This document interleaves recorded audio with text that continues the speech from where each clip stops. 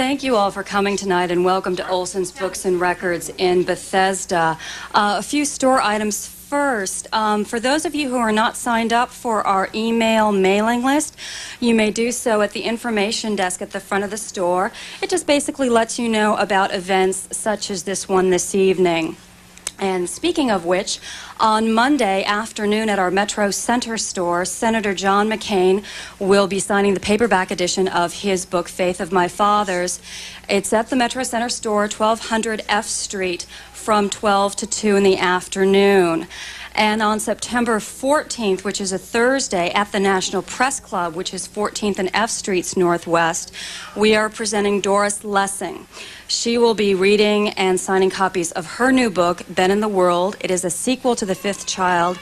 This is a very rare and special appearance by Miss Lessing. She does not often come to this country. So those of you who are interested, I would urge you all to attend. It is a ticketed event. Tickets are only $5 and can be purchased at any Olson's location or at the door the night of the event. Gucci has had a very rich history from its beginning as a leather shop in the early 1900s to its current incarnation under young hip fashion designer Tom Ford. Not the least of which was the tragic death of Maurizio Gucci, the grandson of the company's founder. Sergei Fordin offers insights into the Gucci family and the business empire. She is currently the editor-in-chief of Luna magazine. Please join me in welcoming Sergei Fordin. Thank you. Thank you, and thank you all for coming. It's really exciting for me to be here and to see so many friends and familiar faces, and also all of you who I don't know, but I hope to be able to share with you a little bit tonight how this book came into being. And one of the first things I'd like to say, I'm glad that Elizabeth mentioned Tom Ford. He recently gave an hour-long interview to Charlie Rose, and it was a nice conversation, and Charlie's asking him how he goes about designing all of these hot new fashion styles. And Tom was talking about how he just keeps his antennas out all the time. He sends his design assistants out and always looking for new trends, new ways of doing things, new ways of wearing things, and that his job is then to take all that information and turn it into a thing. And I had to say that really resonated when this thing came out after 2 years, really, of computer files and manuscript pages and copy-edited pages. And when I first got it, and I realized, oh my God, it's a thing. And so I'm really happy to share this thing with you, and I hope you'll enjoy reading it and learning more about the Gucci story. This is a story that spans 3 generations of Gucci's. It started with a small mom-and-pop handbag shop in Florence in 1921, founded by Guccio Gucci, who was a man who had a vision, and his vision was to make quality products for a European traveling elite, and they needed bags and fine luggage to put all of their wonderful things into. And so this was his dream. And over the generations, he brought his sons into the business, and then they in turn their sons, and developed it from really a little mom and pop shop into what is today a multinational luxury goods corporation, and offices around the world, stores, and now it's on the brink of really a new chapter, which will probably be the next saga, which is to do with new companies that the company's acquiring the same turnaround that they did with the Gucci name. They've bought one of fashion's greatest prizes. It's been called by the fashion press Yves Saint Laurent, French jewelry, luxury jewelry, Boucheron, an Italian fine shoemaker, Sergio Rossi. And so now the challenge is really to pull all of these different labels into one successful group. Just wanted to pause a little bit and tell you how I got into this story. And it really started when I moved to Milan in 1988 and started covering first just the general business environment in Italy, and then in '92 the fashion industry. And this was a time when many of these family-founded or really sort of single-person companies that were built up around designers, Giorgio Armani, Gianni Versace, Gianfranco Ferré, were starting to grow from kind of medium-sized businesses into big business. And at that time, Gucci was suffering from over-distribution, over-expansion. Its products were available everywhere. They'd brought out cheap canvas bags, plastic-coated bags. You could, buyers used to call it the drugstore image. It was extremely profitable, but it had lost the luster, the luxury. It wasn't anything special to buy a Gucci bag because anybody could have one. And I first met Maurizio Gucci, who was the last of the Guccis to run the family company, in 1991, when he was really announcing his whole plan, again, another vision to take the company and turn it back into a fine luxury goods firm. And his model was the family firm Hermès, so quality products, genteel, discreet elegance, but very, very special things. And he was a charming man, enthusiastic. One of the investment bankers who first met him described him as a movie star, the glasses, the camel coat, the name on the door of the company. He really had an ability to bring people along and just fill them with enthusiasm for his plan. Fortunately, the results were not in line with the expectations, and the spending went out of control. They spent millions of dollars on new offices, a headquarters in Milan, refurbishing the stores. And pretty soon after this sort of golden launch, I started to hear rumors about everything that was going wrong with this plan, and people were leaving, sales were slumping, you couldn't get the products, and it was really a fiasco in the makings. And that's when I started covering the story of the battle between Maurizio and his financial partners, who of course were very concerned about what was happening to the bottom line. And that's really what pulled me in. And over the years I covered it for Women's Wear Daily, all the developments. Maurizio sold out in the end. He was forced to sell to Investcorp, his financial partners. And at that point, the story of the family and the story of the company take two different paths. The company goes on to really one of the most unprecedented successes. It's quoted on the stock market. There's a fashion turnaround. Tom Ford and Domenico De Sole come in and become really one of the most unified creative and business teams in the industry. And together, they really turn Gucci around. I guess the thing that makes the story, though, compelling is that it's not just a business story, and it's really, as you go through it, it's a story of strong personalities, from Guccio to his sons to Maurizio and to the new team that came in. It's a story of high stakes because this name has always been associated with glamour, with luxury, and with earnings potential. It's a story of finance, so we've got a modern takeover battle. And it's really has all the elements of a real-life novel, and that's, for me, what made it compelling. And I realized that it's not just that there was more to say than you could say in a daily news story, but it really, there was enough here to really tell it in a book.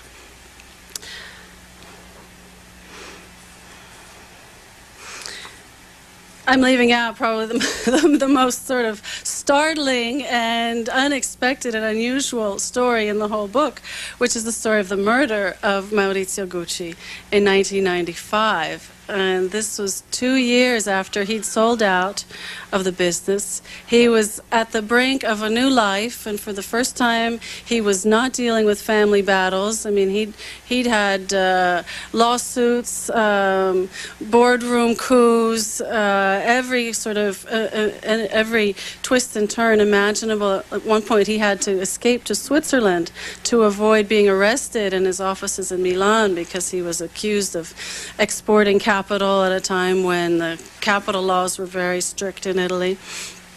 There were stories of flying handbags at family product meetings. In fact, one story that really became legend in the company was when the doorkeeper came to open the gates of the Gucci factory in Florence one morning, and this would have been probably in the 70s, 80s. Probably in the 80s, and he gasped because the lawn around the building was strewn with fine handbags, and he thought, oh my God, there's been a break-in, and he rushed to call the police.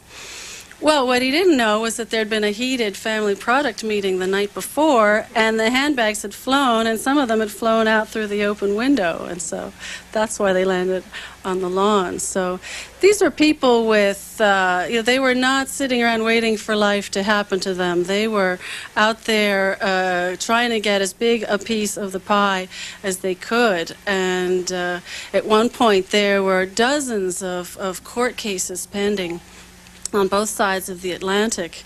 And at one point, New York Supreme Court judge was closing yet another one of these cases, and she'd already seen one too many, and she pounded her gavel on the bench and said, I know every piece in the Gucci line, and I know that 2/3 the price of every wallet goes to pay lawyers' fees.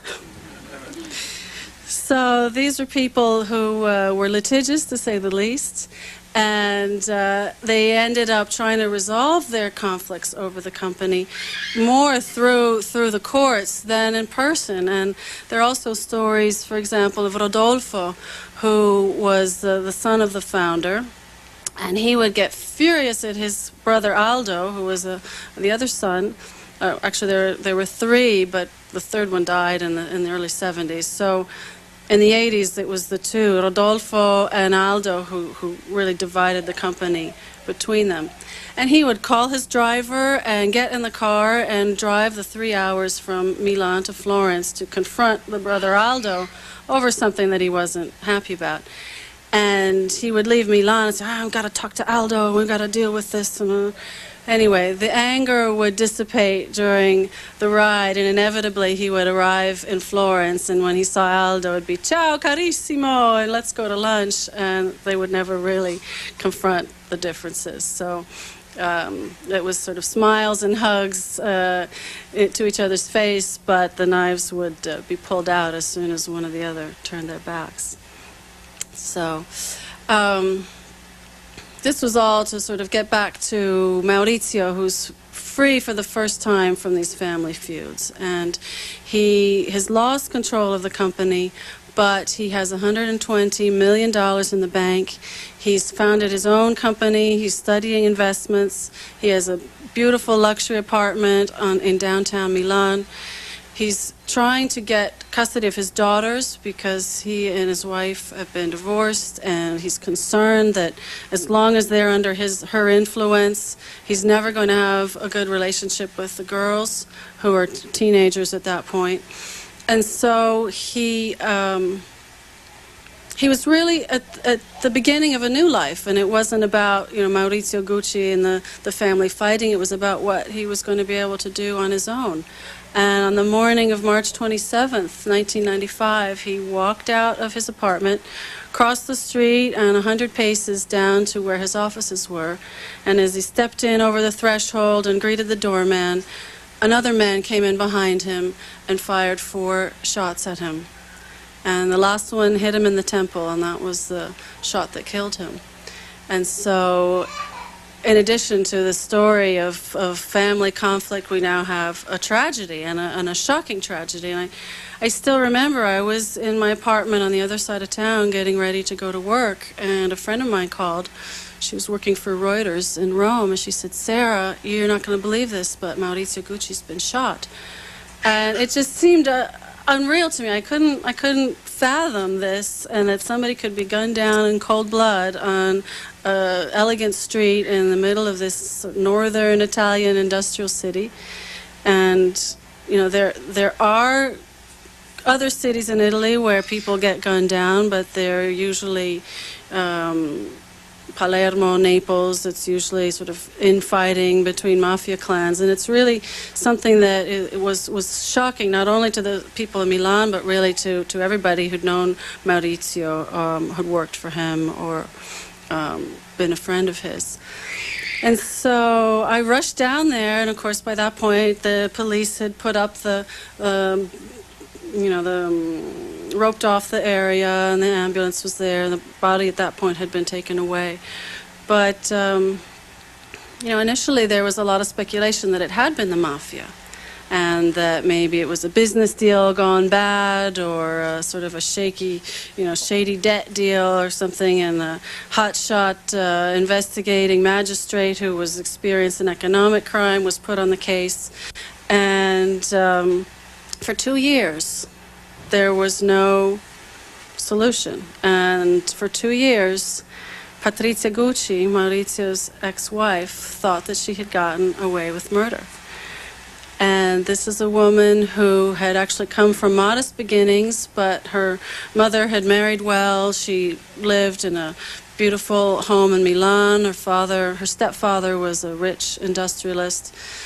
She'd gone to translator school, and her goal in life had been to marry not just a rich husband, but a rich husband with a good name. And in fact, I talked to some people who'd known her as a young girl, and at one point she was dating a successful industrialist, but she dumped him because he didn't have the name. And so Maurizio Gucci was the name, and he was one of the city's most promising young bachelors, great future. Family business was extremely successful in those days. And he fell head over heels in love with Patrizia. And Patrizia was a petite woman, sort of with a short complex. She always teased her hair up as high as she could to give herself some height, and walked around on stiletto heels and, mascara and the lips, and, she was done. And their friends told me that they couldn't ever understand what it was that Maurizio saw in her, and they would sort of joke among themselves and say, what can he see in her when she sort of steps down off the heels and takes off the mascara? But he didn't want to have any of it. He wanted Patrizia, and he even married her against the objections of his father, who felt that she was a gold digger and would do no well and just was after money and fame. And Rodolfo was so adamant about this that he even went to the Cardinal of Milan to try and block the wedding. And he went in and he told the Cardinal that he had to stop this marriage, that Patrizia was not the right woman for Maurizio, and why. And the Cardinal said that he was sorry, that if they loved each other, there was nothing that he could do, and he would not stand in the way of this wedding. And on the day that they were married, Rodolfo called his driver and went to Florence, because the whole city of Milan was celebrating this wedding, and not one member of Maurizio's family actually came to the wedding. So it was really his rebellion, and he wanted Patrizia, but for a while he had lost his family, and his father rejected him, and he moved out and went to live with Patrizia's family. They provided a home for the young couple, and so there was a big rift in the beginning. This was later reconciled, and Rodolfo and Patrizia eventually sort of accepted each other, although it was never really a warm relationship. And they had 13 happy years of marriage. They had the 2 daughters. And really what started to tear the relationship apart and reflection, I think, was power. And Maurizio had inherited by that point his 50% stake in the company from his father. And Patrizia was an ambitious, intelligent, dynamic woman, and she was pushing him to be, Mr. Big in the fashion industry. And this time, a lot of the other Milan designers are starting to grow their businesses. They're opening, big headquarters and ateliers in Milan, and Patrizia was pushing and pushing and pushing and pushing. And as some people say, she really beat him up, and she started telling him, everything that he was doing wrong, and he became a sort of classic hen-picked husband. And one day in 1985, he packed briefcase or overnight bag to go down to Florence on a business trip. And he never came back. And he sent a friend of his, a doctor, a confidant, the next day to Patrizia to tell her that Maurizio was not coming back. And according to the story, and a lot of this is legend, but I actually found the doctor. He admitted it. The doctor had a bottle of Valium in his little black bag because they were so afraid of what Patrizia's reaction was going to be. Well, she sent the doctor and the Valium packing, and told Maurizio if he had to leave her, he should have the courage to tell her to her face. And I think it was a while before he actually did. He sent another friend, Susie, this is described in the book, to say Maurizio's not coming back, and she was just furious. And here, all that she had achieved was starting to slip through her fingers. And even after they were estranged, and then as the divorce was coming through, they were just constantly fighting with each other, arguing, the girls, the houses. At one point, Maurizio locks her out of the chalet in St. Moritz, and she arrives with the two girls, and the locks have been changed, and so she calls the police and says, we're estranged, but we're not divorced. Is this fair? And they said no, and so she made the police open the locks and then change the locks so that he couldn't get in. So even apart, there was a very sort of strong connection there. In fact, I even interviewed an astrologer who had done both of their charts, and she said because of their signs, these were two people who would never again feel that they had found the right partner, that they were, even in conflict, they were still very, very attached. Just a couple more things that give you a sort of idea of Patrizia's personality and dynamic. And she became famous for a line that she made on television when the interviewer asked her a question about values and money. And she said, I would rather be crying in a Rolls Royce than happy on a bicycle. And that really, really said a lot about her. I guess at this point, I've sort of given you a bit of the flavor of this book, and I would be really happy if you have questions, just to open it up to questions, and then we can move back and forth. How does the Gucci family feel about this book, and did they cooperate with you at all? And the new partners and so on? Yeah. Well, the Gucci family is actually, the person that I spoke to the most in the family is Roberto Gucci, who was one of Aldo's sons, and he's still living in Florence and has his own leather goods firm, luxury leather firm called House of Florence. And he is very, very, very bitter. I mean, it was almost palpable. I mean, you could see the shadows grow across his face, and I would ask him, how did it feel when you sold your company? And he said, it was like losing my mother. And I don't think this is something that you ever get over. And now, there's a family with the last name Gucci, and they're on the sidelines, and, it's too late. I'm sure they have regrets, but all the fighting really, they were more focused on what each one was going to get out of this company to the detriment of the whole. Well, how did they feel about the book? I haven't had feedback yet. Yeah, I sent off a couple of copies, and maybe I've got mail back in Milan, but I haven't had feedback yet.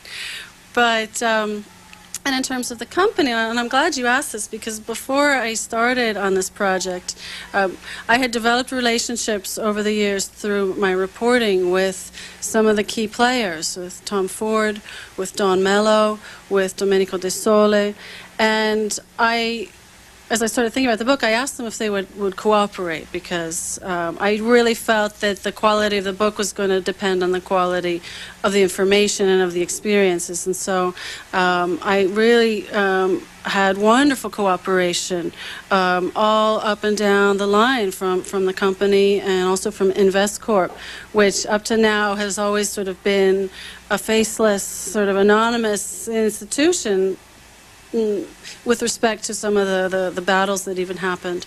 And so I was able to go and find the people who were working on the deal, who were buying out the pieces of the company over the years, and find out sort of how they were seeing things and what was going on.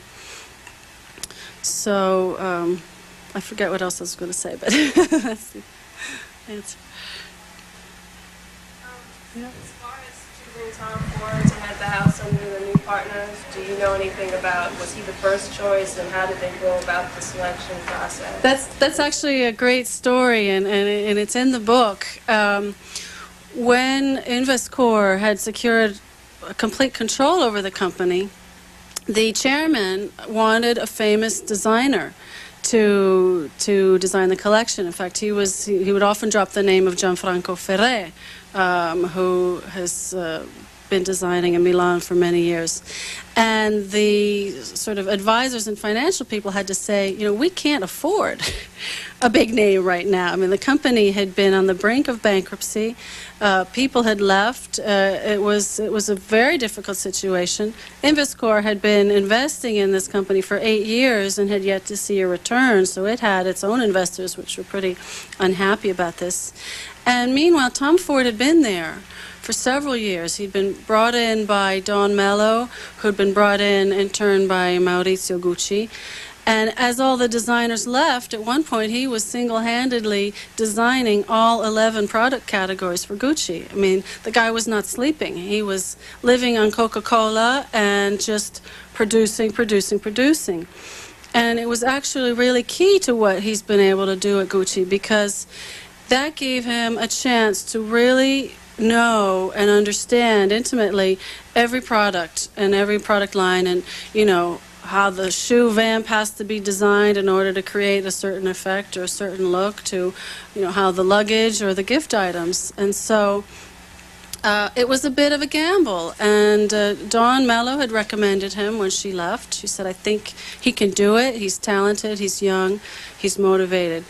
And an interesting thing in the story is how all of these twists and turns kind of were either fueled or coincided with people's dreams and goals. And Tom was a young man who was very focused about what he wanted to do.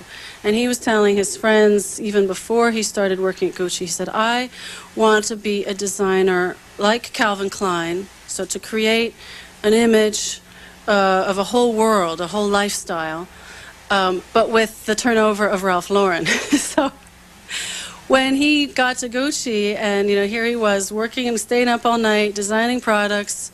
One of the collections in '94, when things were still just at the beginning of the recovery, they had to hang the whole collection themselves because there was nobody else to do it. I mean, the guy was getting up at 5 o'clock in the morning to prepare the show for that day.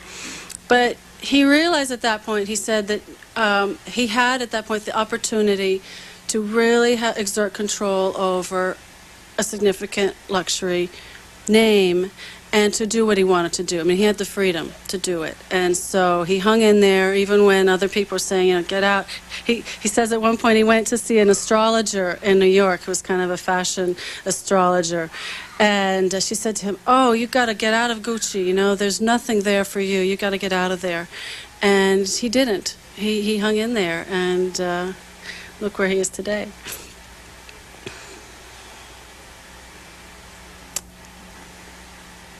Yes?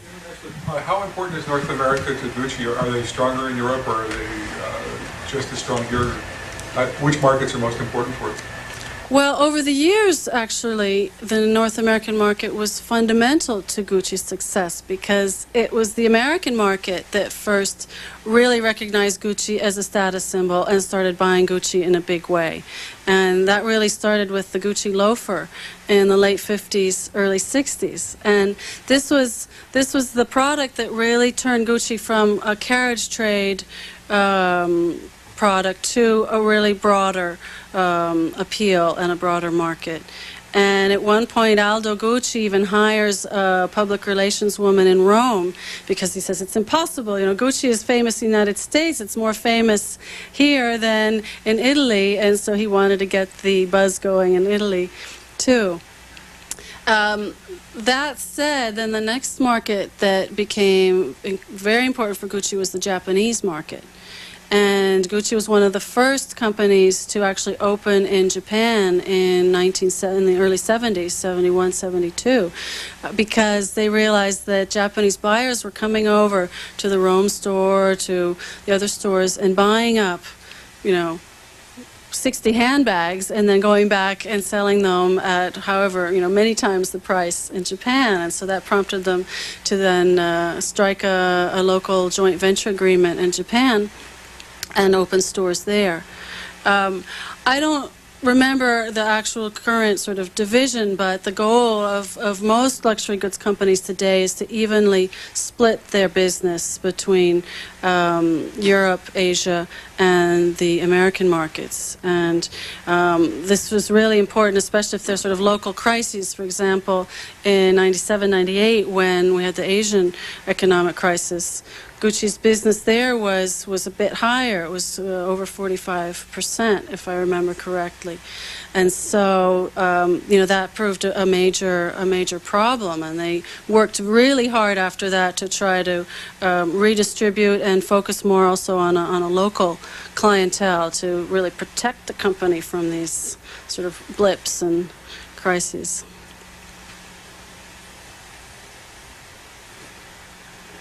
What happened to Patricia?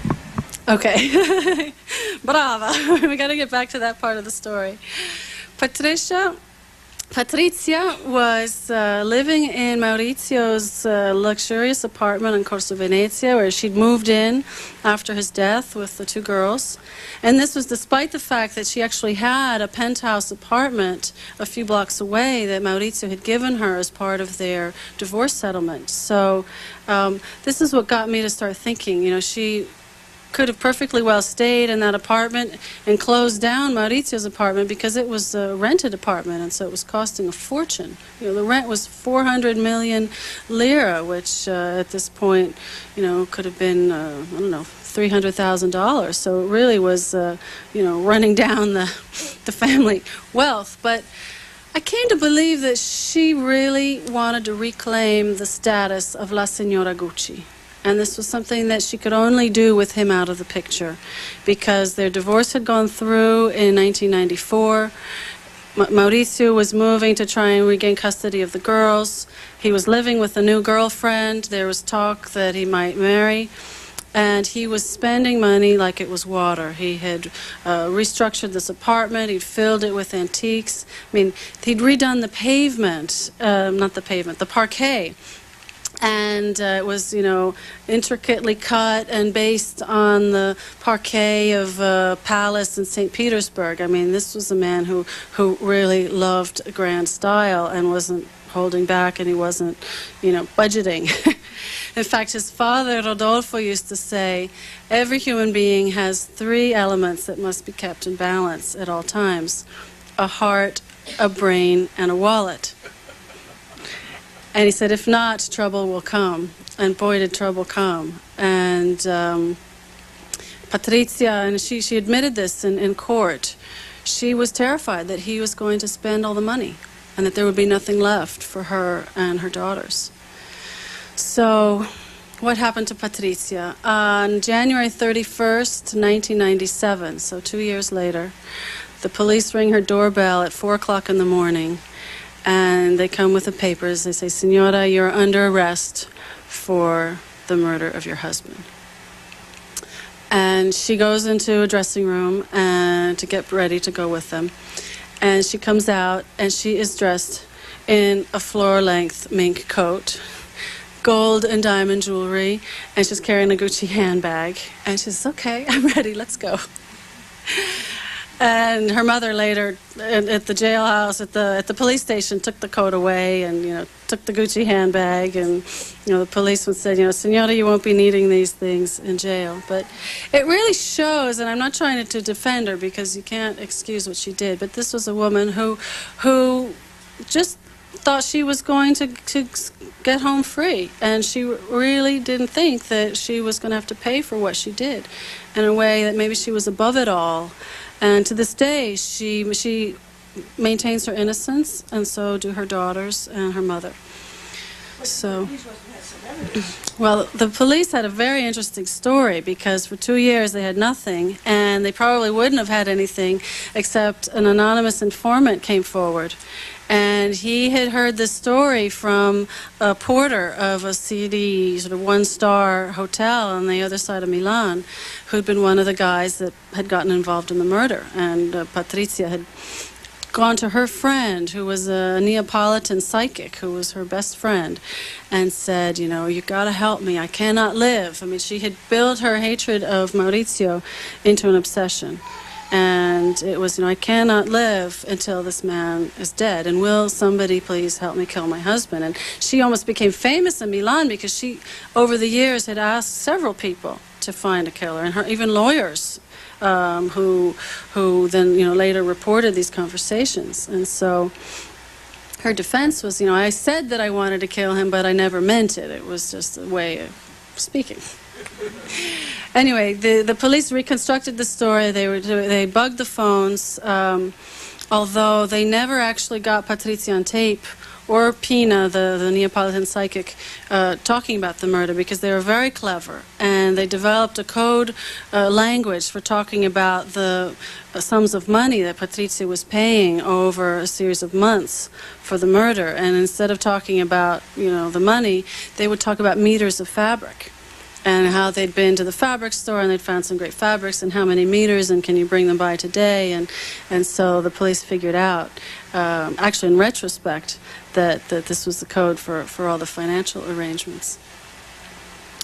And the trial lasted 5 months, for over 500 hours of testimony. It covered the whole thing.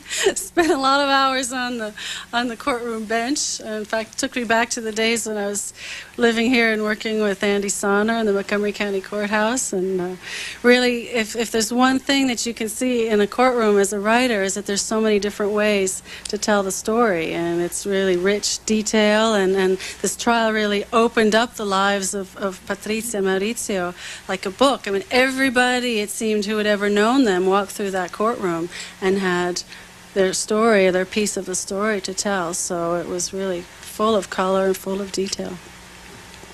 And she went to jail. Yes. She was convicted November 1998. She was sentenced to jail for 29 years. And there was, the judge took into consideration a mitigating factor because she had presented an insanity plea. Actually, she really tried to play both sides of the fence, because on the one hand, the lawyer said that she was insane because she'd had a brain tumor and had an operation to remove this brain tumor, so they said she wasn't capable of understanding her actions or the implications of her actions. But on the other hand, they said, oh, she paid all this money to Pina, but it was for a loan, and you know, either way you played it, she didn't do it. And she was subsequently reviewed on appeal, and they shortened the sentence by 3 years, so 26. And the mitigating factor was that although they didn't find her crazy, they said that she had a personality disorder. And there was a panel of court-appointed psychiatrists who came in and said that she had a narcissistic personality, and this meant that as long as everything was going right for her in her life, she was fine. But when the tide started to turn against her and things didn't turn out the way she wanted to, everything that went wrong became a deep offense, and it became a wound, and this wound festered into this obsession. And when the judge is talking to the psychiatrist and trying to get him to sort of say it in layman's terms, what is this personality disorder? Because the term was narcisistico istrionico, and to this day I still haven't figured out what istrionico means, because I don't know. But the psychiatrist said, well, this means that you can walk around with your nose in the air, but it doesn't mean that you can kill somebody because of it. So we can comprehend why she did what she did, but we can't condone it. And little detail, the day that she was convicted, a pair of gleaming silver handcuffs showed up in the Gucci windows in Milan. And, you know, when all the reporters called the press person to say, you know, what is this? What does this mean? They said it was a coincidence, but, you know, who knows if Tom Ford's sense of humor hadn't gotten away. Two-part. First, is it known who is responsible for the original, the signature 3 bars, the green, the red, and green, and the double G's? And also, when they went about restructuring, how did they go about buying back all the licenses that they had spread all over the place when they were trying to bring the label back to its form? Yeah, actually, this is fact. That's a good question because I jumped it in the beginning of my talk. The whole development of trademark symbols around Gucci was really key to its ability to set itself apart and become a status symbol. And this started with Aldo and also with his father Guccio in the 50s. And they started with the riding imagery, so the webbing, the horse bit. Many of the bags were cut to look like saddlebags. In fact, the famous bamboo bag, which was thought to have been created in 1947, although they don't actually have the documents that prove this, because it was very much of a family thing, and maybe the artisan had an idea, maybe one of the family members had an idea, and it was kind of a, you know, teamwork. You know, today you call them design teams. And these images really set these products apart from the others. And one thing that I noticed with interest, there's another family, Florentine leather goods firm called Franzi, which is actually a place where Guccio worked before he opened his store. And we just photographed a briefcase from Franzi for our magazine Luna, and I thought, you know, they're still there, they're still working, they're still making beautiful leather goods products, but who's ever heard of Franzi? And everybody's heard of Gucci. So those symbols were really, really key to setting those apart. And then to bring it up to today, when Tom Ford was first working at Gucci, and Maurizio was still there, and he was focused on the sort of classic, genteel luxury. Maurizio used to say, Gucci must be round and brown, and the bags must be soft to a woman's touch, and they must have these characteristics. Well, as Tom then started getting his design freedom and his independence, he realized that he didn't want to do round and brown. He wanted to do square and black. And that's exactly what he did. And there was a conscious decision on the part of Tom Ford and Domenico De Sole to not pursue this sort of classic genteel path, but to hit the fashion accelerator hard, and that's what they did. And so for several years there was nothing round or brown about Gucci, and it was very hard-edged, very sexy, very trendy, and this just riveted the attention of the fashion press. And at a key blockbuster show in 1995, Joan Kaner, who's a senior fashion buyer for Neiman Marcus, she said, you know, it was hot. And she said the girls on the runway looked like they had just walked off of somebody's private jet, and they were doing it and having it all. And this is what really put the buzz back in Gucci. Now, that said, after you know, they made that mark and really sort of made a separation from the past. In fact, today, if you go into a Gucci store, you will see the GG monogram everywhere. You will see the handbags from the past. You will see even their 10 historic handbags that have been brought out again. So, you know, they're not turning their backs on the history, on these icons. It's something now that's becoming reintegrated really into the Gucci style. So it comes back again. It seems as though a lot of these players have a astrologist or a psychic or a spiritual advisor. Do these folks play a lot into what happens throughout the history of Gucci, or in a later part? Well, I mean, they didn't actually sort of make any sort of key turning points or decisions. But yeah, you're right. There is this real backdrop. In fact, Maurizio has a psychic that he goes to. And I say at one point, he went to talk to this woman as other men and women might go to talk to a financial advisor or a psychologist. And Maurizio was a very shy and reserved man who didn't have a lot of friends. He was a very lonely man. And at one point, there's this woman who he was going to, and she was really the only person that he could talk to openly, and they would meet for coffee or for cappuccino near the Duomo, which was near Maurizio's offices in Milan. And he would sneak away, turn off his cell phone, and nobody would know where he'd gone. And they would sit down, and she would say, "Maurizio, giù la maschera," take down the mask. And he would talk to her, and he would run his business plans by her because he felt that somehow she gave him the confidence and the support that he needed to do what he wanted to do.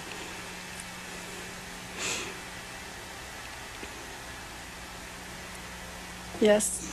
Was it the murder that propelled you to write the story, or were you in the process of writing the story and then the sensational thing happened? No, actually, for a long time after the murder, I decided not to write the story because, one, we didn't know who'd done it, and it was really sinister, and so I didn't want to start poking around and get in trouble. And two, it was so sad that I felt that there had to be something redeeming about the story. And it wasn't until the company actually really achieved its turnaround that I felt like there was the maybe not the final piece of the story, but that there was kind of an evolution of the story that could sustain the book. And in fact, one of my final note cards here is that I really came to feel, as I was writing this book, that this is a saga that is never ending. And when I started writing the book, it was actually just the beginning of the whole financial takeover chapter, which is the last chapter in the book. And I realized that what had been this mom and pop handbag shop was now appetizing to one of the biggest luxury goods barons in the industry, Bernard Arnault. And so my feeling is that this story, this name, is just going to continue to be a trailblazer and to be sort of throwing out news and interesting twists and turns. I don't know what's going to happen next, but I'm watching. Can be translated in Italian? Well, it's out with the Italian publishers, but the interesting thing is apparently Americans are a lot more interested in family dynasties and conflicts than the Italians are. And as I was writing the book, when the trial was going on, for example, it happened, I'd go out to dinner and people would say, the Guccis, and we're not that interested, and Italians aren't that interested. And then we'd start talking because inevitably the conversation would go into the story, and everybody around the table had always read the sort of seamy details in that day's papers. So they were poo-pooing the story, but everybody was, reading down to the last graph. So we'll see.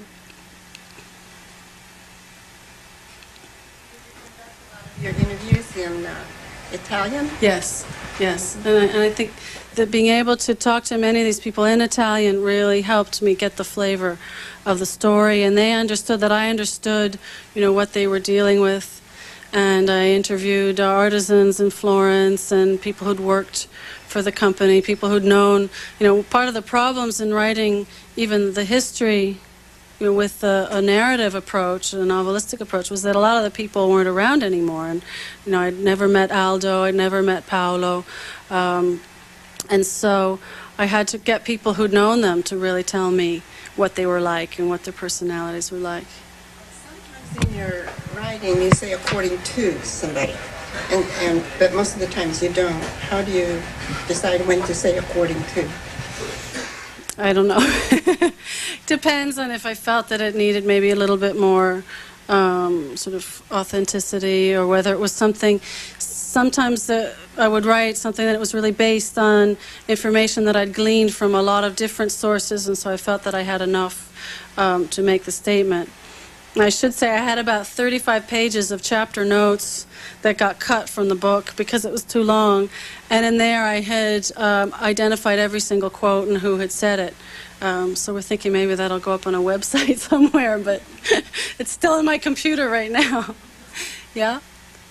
Were there any Gucci women, if the women participate at all in the business? Or? That's an interesting story because over the years, yeah, there had been Gucci women who participated, and one of the first was Grimalda, who was the daughter of the founder. And he started the litigation right away because when he died, she found out that only her brothers had been given a stake in the business.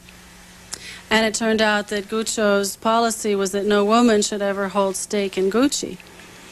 And even his own daughter, and she had stood behind the table. Her husband had helped finance the company in its early struggles. He designed the factory in Florence, and yet she found that instead of a stake in the company, she was left a farmhouse and some money. And she actually took her brothers to court, you know, pained to be doing this. And according to her account, she misunderstood a key question in the procedure, and said, "Yes, I agree." And so it ended, and she had agreed to the settlement, but not to having the stake in the business. Because it's not related in the book, but there are many famous designers, Yves Saint Laurent, many. Which one do your most favorite one? Gucci or? Well, I mean, I think right now the two labels that you really look to are Gucci and Prada. And it's a very lively sort of competition between the two. And they've really taken over the Milan fashion scene the way once upon a time Armani and Versace had. So when I first started covering fashion, the shows that you really wanted to go to were Armani and Versace. And one was kind of cool and chic, and the other was hot and sexy.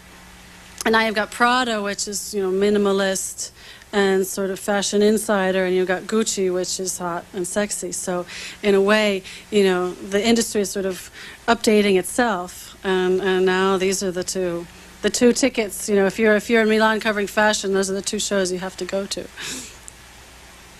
Patricia never did she could have gotten involved with the company. She wanted to. In fact, she really wanted to roll in the company to the point where some of Maurizio's advisors were overtly telling her, "Patrizia, stay out of the business." But an Italian friend of mine said to me recently, she said, "Sarah, it pains me to say this to you, but I really think that in Italy, still today, there is not a lot available for women outside of marriage. And so I think if you are an aggressive, ambitious woman like Patrizia, she didn't bother to try to set up business on her own. She found the man with the name and the fame and the fortune, and she was going to do it that way.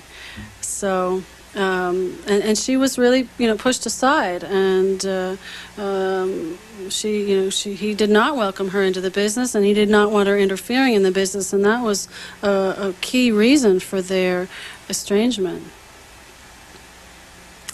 Yeah. Did you actually interview Patrizia, and what was your impression of her when you did? Patrizia called me up in 1993. I was at Women's Wear Daily in W. And this was right before Maurizio had lost control of the company.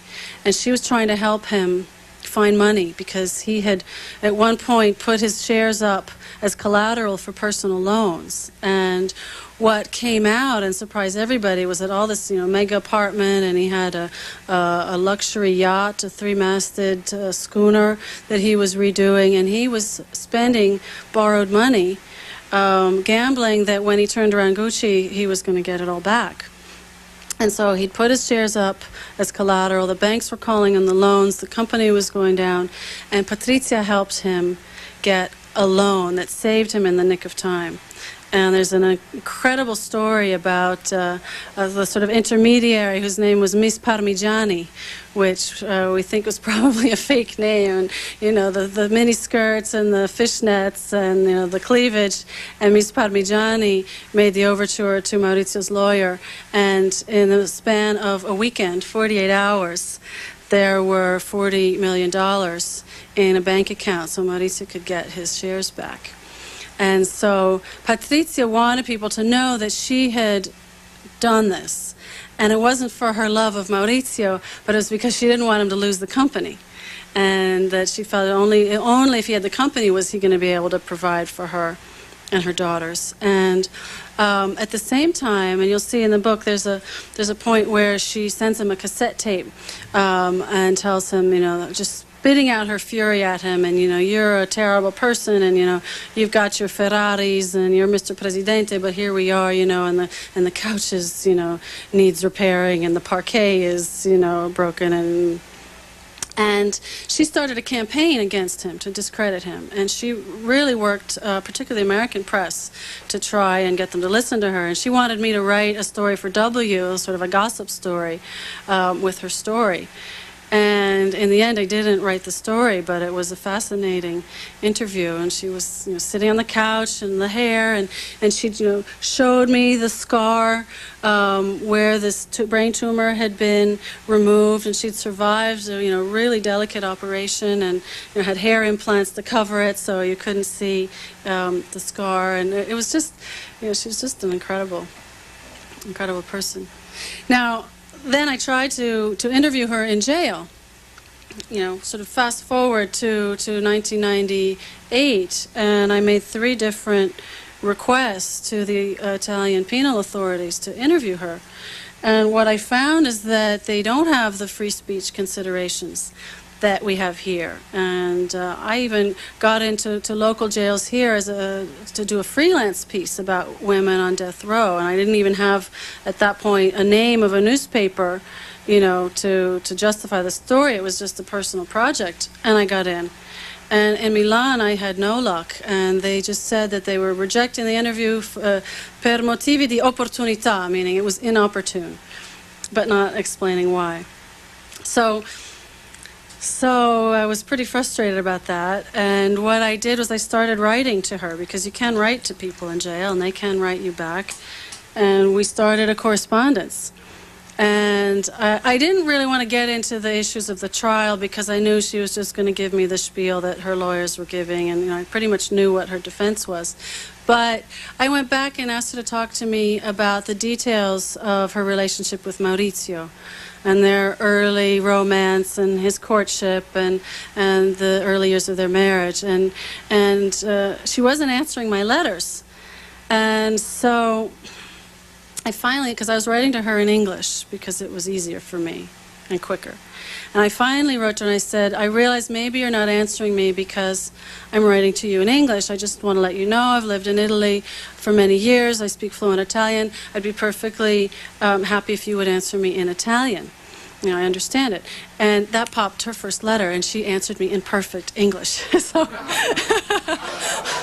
I think I'd gotten to her pride, and she'd gone to translator school, and her English was really quite good, and so that was the secret that opened the Pandora's box. Yes? She have been considered the first muse per se of Gucci, like the woman that personified the early Gucci image, or were there other famous women at the time that gave the design team inspiration, or everyone? Well, Patrizia's style was always very over the top, and she was considered sort of very nouveau riche, and that wasn't really Gucci's style. There were other women, especially, starting even in the 50s, there was Grace Kelly. Grace Kelly wore Gucci, and in fact, Rodolfo Gucci designed the famous Flora scarf for her. And that's a wonderful story. This was, she'd come into the store to look around, and he heard that she was there and came running down from his office, and he showed her around, and as she was leaving, he said, may I give you a gift? And she said, she demurred and didn't want anything. He said, no, I insist. And she said, well, okay, what about a scarf? What she didn't know is that at that time, Gucci didn't really have any scarves that Rodolfo thought were right for a princess. And they had little sort of small scarves with trains, and sort of they were almost more childish. And so he said, well, what kind of scarf did you have in mind? Trying to stall for time. And she said, well, how about something with flowers on it? So he's thinking he didn't have anything with flowers on it. So he gave her one of the Gucci bamboo-handled bags. And the minute she'd left the store, he called an artist that he'd known from his acting days. And he called and said, "You got to come to Milan, you got to come to Milan, we've got to do this scarf." And they met, and the artist's name was Accornero. And Rodolfo says to him, "I want a scarf that's a cornucopia of flowers, so that every way you look at it, everywhere you turn it, all you see are flowers." So Accornero went back and sketched this scarf, and he would sketch on paper with the colored pencils, and he came back and presented the sketch, and it was exactly what Rodolfo had wanted. And he gave it to an important silk manufacturer in Como, which is just a few hours, not even an hour, half an hour from Milan. And at that time, this silk manufacturer had developed a technique where he could print many different colors without the colors bleeding. And so this was really the beginning of the whole line of silk products and then later silk clothing for Gucci. And there was something like 42 colors in this scarf, and none of them bled. And so Rodolfo had the scarf hand delivered to Grace Kelly, and that was the story behind the creation of yet another one of these Gucci icons. And they later used that motif for umbrellas. I mean, it became a rich source of inspiration for them. Just to finish answering your question also about other women who really sort of took up the Gucci style, another one was Jackie Onassis. And in fact, there's a picture in the book of her carrying a handbag, and that handbag was reissued last year, and it was one of the most successful bags in the industry. So there was a real connection between these sort of stylish women and these stylish products.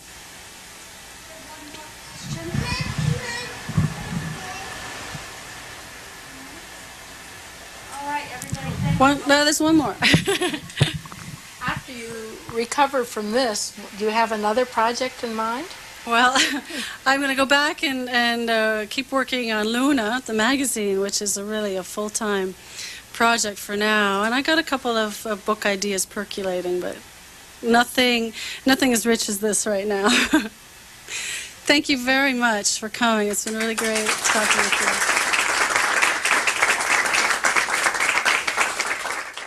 Friends and familiar faces, and also all of you who I don't know, but I hope to be able to share with you a little bit tonight how this book came into being. And one of the first things I'd like to say, I'm glad that Elizabeth mentioned Tom Ford. He recently gave an hour-long interview to Charlie Rose, and it was a nice conversation, and Charlie's asking him how he goes about designing all of these hot new fashion styles. And Tom was talking about how he just keeps his antennas out all the time. He sends his design assistants out and always looking for new trends, new ways of doing things, new ways of wearing things, and that his job is then to take all that information and turn it into a thing. And I had to say that really resonated when this thing came out after 2 years, really, of computer files and manuscript pages and copy-edited pages. And when I first got it, and I realized, oh my God, it's a thing. And so I'm really happy to share this thing with you, and I hope you'll enjoy reading it and learning more about the Gucci story. This is a story that spans 3 generations of Gucci's. It started with a small mom-and-pop handbag shop in Florence in 1921, founded by Guccio Gucci, who was a man who had a vision, and his vision was to make quality products for a European traveling elite, and they needed bags and fine luggage to put all of their wonderful things into. And so this was his dream. And over the generations, he brought his sons into the business, and then they in turn their sons, and developed it from really a little mom and pop shop into what is today a multinational luxury goods corporation, and offices around the world, stores, and now it's on the brink of really a new chapter, which will probably be the next saga, which is to do with new companies that the company's acquiring the same turnaround that they did with the Gucci name. They've bought one of fashion's greatest prizes. It's been called by the fashion press Yves Saint Laurent, French jewelry, luxury jewelry, Boucheron, an Italian fine shoemaker, Sergio Rossi. And so now the challenge is really to pull all of these different labels into one successful group.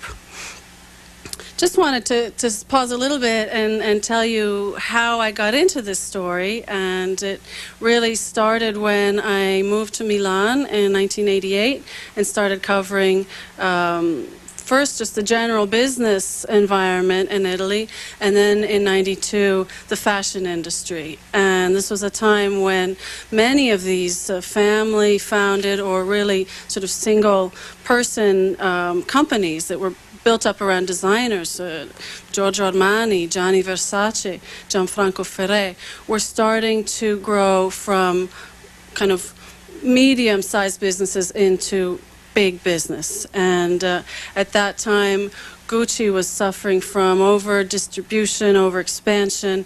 Its products were available everywhere. They'd brought out cheap canvas bags, plastic-coated bags. You could, buyers used to call it the drugstore image. It was extremely profitable, but it had lost the luster, the luxury. It wasn't anything special to buy a Gucci bag because anybody could have one. And I first met Maurizio Gucci, who was the last of the Guccis to run the family company, in 1991, when he was really announcing his whole plan, again, another vision to take the company and turn it back into a fine luxury goods firm. And his model was the family firm Hermès, so quality products, genteel, discreet elegance, but very, very special things. And he was a charming man, always been associated with glamour, with luxury, and with earnings potential. It's a story of finance, so we've got a modern takeover battle. And it's really has all the elements of a real-life novel, and that's, for me, what made it compelling. And I realized that it's not just that there was more to say than you could say in a daily news story, but it really there was enough here to really tell it in a book.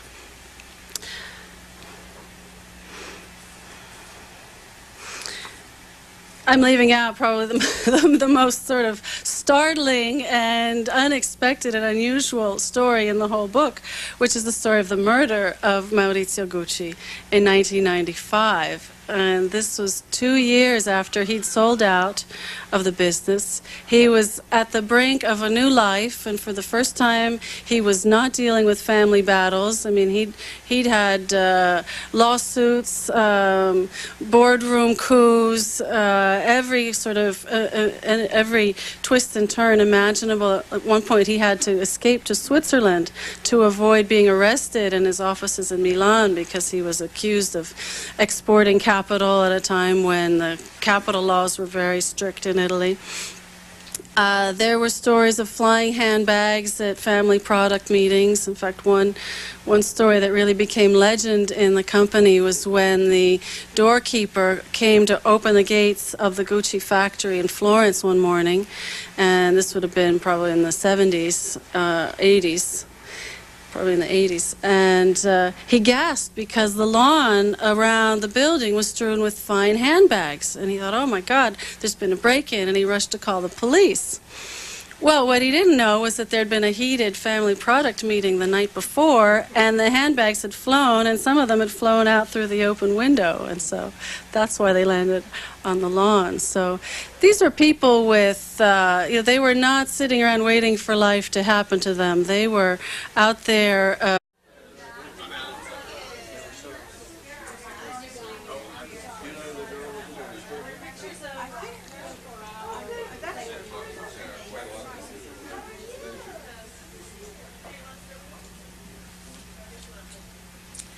Thank you all for coming tonight, and welcome to Olson's Books and Records in Bethesda. A few store items first, for those of you who are not signed up for our email mailing list, you may do so at the information desk at the front of the store. It just basically lets you know about events such as this one this evening.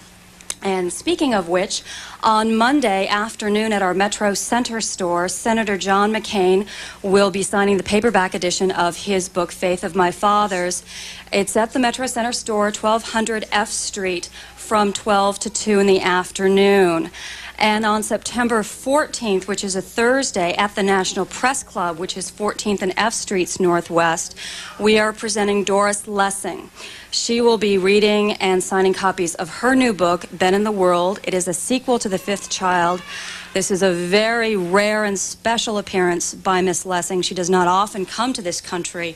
So those of you who are interested, I would urge you all to attend.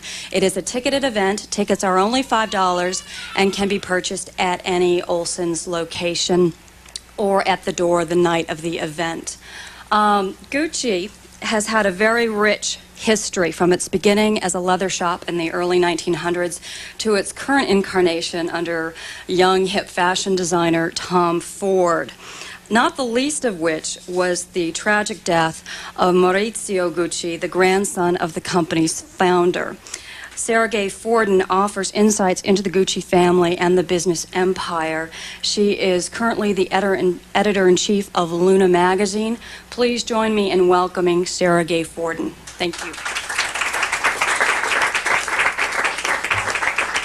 Thank you, and thank you all for coming. It's really exciting for me to be here and to see so many enthusiastic. One of the investment bankers who first met him described him as a movie star, you know, the glasses, the camel coat, the name on the door of the company. He really had an ability to bring people along and just fill them with enthusiasm for his plan. Fortunately, the results were not in line with the expectations, and the spending went out of control. They spent millions of dollars on new offices, a headquarters in Milan, refurbishing the stores. And pretty soon after this sort of golden launch, I started to hear rumors about everything that was going wrong with this plan, and people were leaving, sales were slumping, you couldn't get the products, and it was really a fiasco in the makings. And that's when I started covering the story of the battle between Maurizio and his financial partners, who of course were very concerned about what was happening to the bottom line. And that's really what pulled me in. And over the years I covered it for Women's Wear Daily, all the developments. Maurizio sold out in the end. He was forced to sell to Investcorp, his financial partners. And at that point, the story of the family and the story of the company take two different paths. The company goes on to really one of the most unprecedented successes. It's quoted on the stock market. There's a fashion turnaround. Tom Ford and Domenico De Sole come in and become really one of the most unified creative and business teams in the industry. And together, they really turn Gucci around. I guess the thing that makes the story, though, compelling is that it's not just a business story, and it's really, as you go through it, it's a story of strong personalities, from Guccio to his sons to Maurizio and to the new team that came in. It's a story of high stakes because this name has